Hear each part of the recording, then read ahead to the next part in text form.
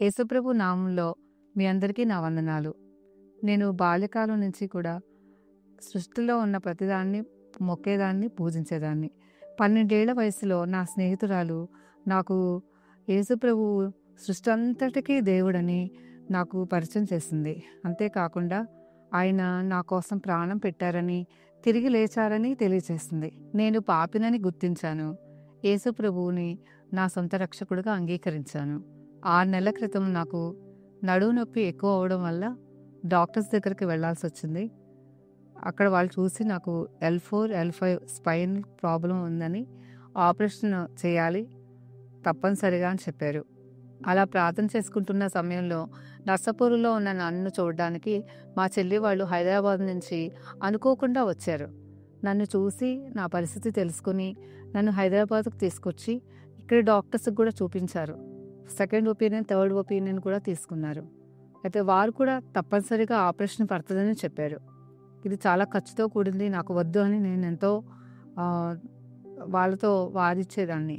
కానీ సునీత మా చెల్లి బాధ్యత తీసుకుని ఈ ఆపరేషన్ తప్పనిసరిగా చేయించాలని నిర్ణయించింది.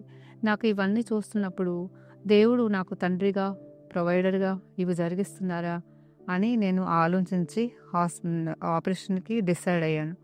డిసెంబర్ 5థ్ నాకు ఆపరేషన్ చేశారు. అయితే 6 గంటల తర్వాత నాకు అబ్జర్వేషన్ రూమ్‌కి షిఫ్ట్ చేశారు. అయితే నాకక్కడ చాలా ఏదో తొందర అవుతున్నట్లుగా భయంగా ఉంది.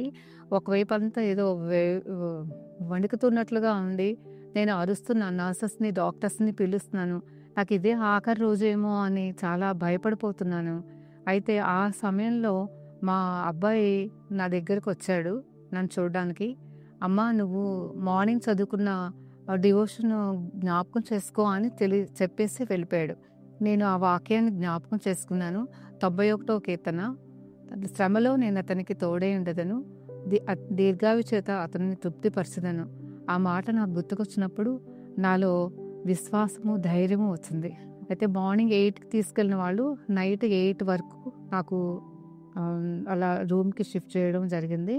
అయితే నెక్స్ట్ డే ఫిజియోథెరపిస్ట్ ఆవిడ వచ్చి నన్ను నడవమన్నప్పుడు నేను భయపడ్డాను. కానీ నన్ను లేపి నడిపించారు. చాలా ఈజీగానే నడవగలిగాను. తర్వాత 4 డేస్‌కి నేను డిశ్చార్జ్ ఇస్తారన్న వాళ్ళు నన్ను 3 డేస్‌కి డిశ్చార్జ్ చేశారు. నేను ఇంటికి కూడా అంబులెన్స్‌లో కాకుండా కార్‌లోనే వెళ్ళగలిగాను.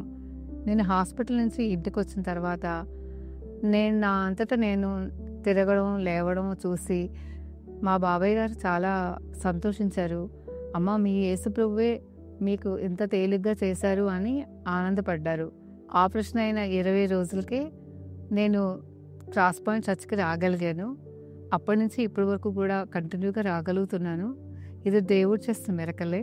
నా కోసం ప్రార్థన చేసిన నర్సాపూర్ సంఘ పెద్దలకి, క్రాస్ పాయింట్ చర్చ్ పెద్దలకి, నా కోసం ప్రయాసపడిన బంధువర్గానికి నేనెంతో రుణపడి ఉన్నాను.